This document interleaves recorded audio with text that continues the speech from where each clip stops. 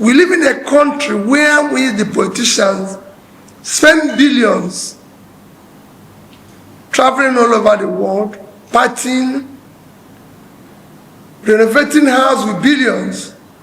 We've just finished renovating a conference center with that 9 billion naira. When our children in school don't have lab, they don't have computer, their classrooms are leaking, they don't have water, they don't have library. Which society is this? That alone can buy 1,000 laptops. And if we give it to the school on average of 10 pieces each, you should look at the number of schools that will be able to receive that. What conference are we having? The ones we have had in the past, have we utilized it? So it's time to prioritize what is critical in our development, which number one is education. It's time to prioritize the health of the people, prioritize pulling people out of poverty, prioritize their safety. I can't travel there. We've already bought tickets. Told Aisha, we bought tickets to go there.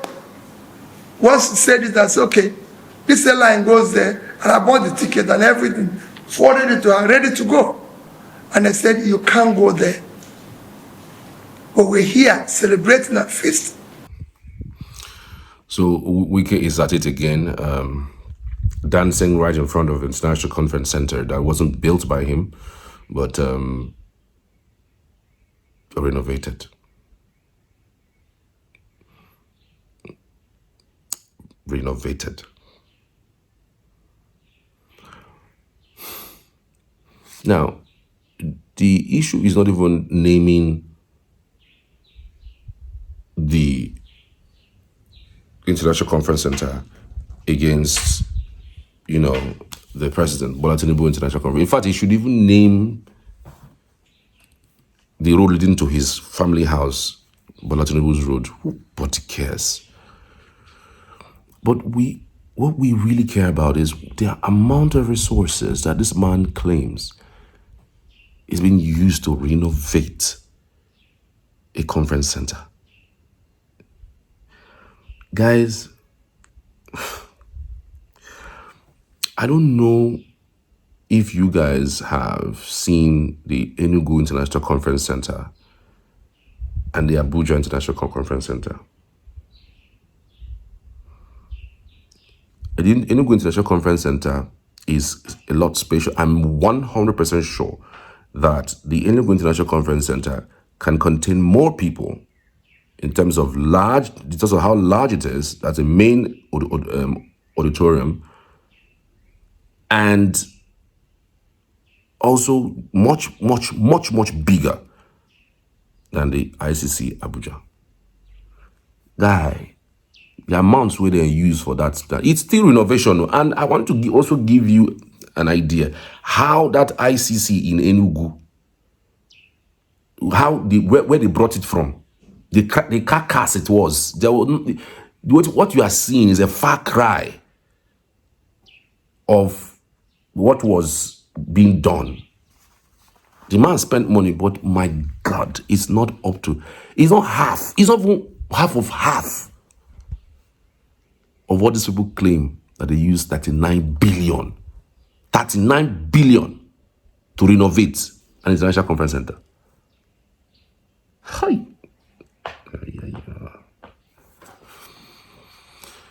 Not that this building doesn't exist. We're talking about renovation. Renovation, just to renovate. We're spending 39 billion naira. You and I know that's a huge fraud there. There's nobody you will tell whether this thing is fraud or not. It's a huge fraud. Nobody. Except the person is just trying to play to the gallery, or maybe he's a Wike follower. He's in love with Wike. I love Wike, and then whatever he does is true, is good. That dance you are seeing him dance is the dance of money where I don't corner for on top of this matter. I mean, what are you dancing for? Renovating you what a secondary school architect student will do. What is, are you doing a new design? There is no new design. There is no new thing that you added. You just renovated 39 billion. Oh, God. You see, every time I speak of Nigeria's issue, it gives me headache. It gives me problems. Sometimes I just feel like, sometimes when you look at my channel, I just go talk about other things, frankly speaking. I go talk about, other things, other issues, I sometimes talk about international issues. I just let go of Nigerian issues because it's devastating. A country that has a teeming population, brewing, investing, inhaling poverty, job, you like dancing in poverty, but you dance in the front of ICC that you renovated there with 39 billion. Make this make sense. Healthcare. Go and check the budget of healthcare for 2025. Nothing to write home about. Just go and look at our books. We're talking about unemployment rate in this country. The amount of people who this country have put in that stretch of unemployment, especially as it concerns every other thing that has to do with getting a job. See how companies have shut down. Companies are leaving this country. Companies are practically, letting go their staff because they feel that they cannot, the economic situation, the atmosphere is harsh.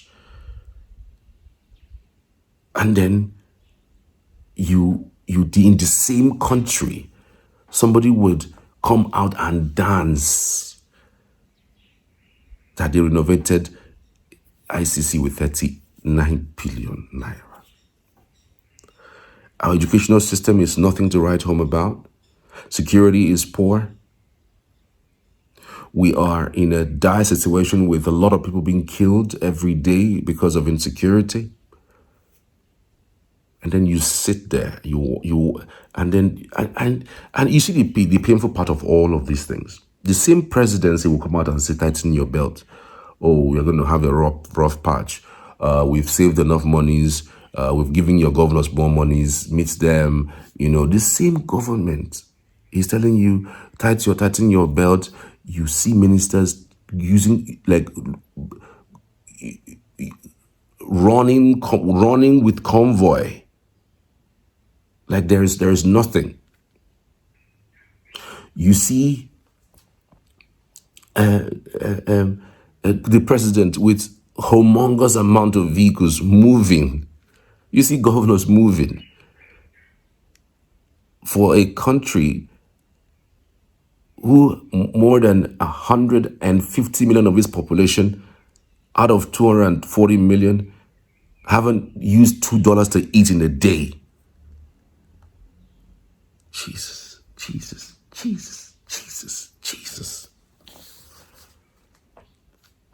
And you make that an announcement. This is terrifying. This is terrible. This is terrible. You tell Nigerians that, and then you're not doing that in government. You're not cutting costs in government.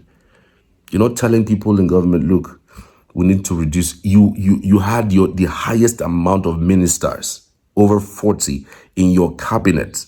Since 1999, no president has ever hired more than 30, max 35. But you have more than 40. And yet,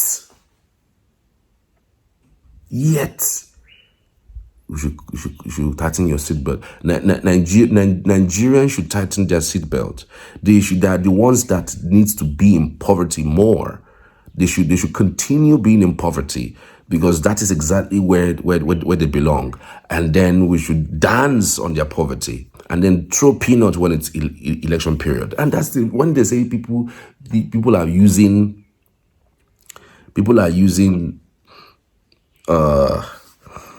you're using poverty as a weapon.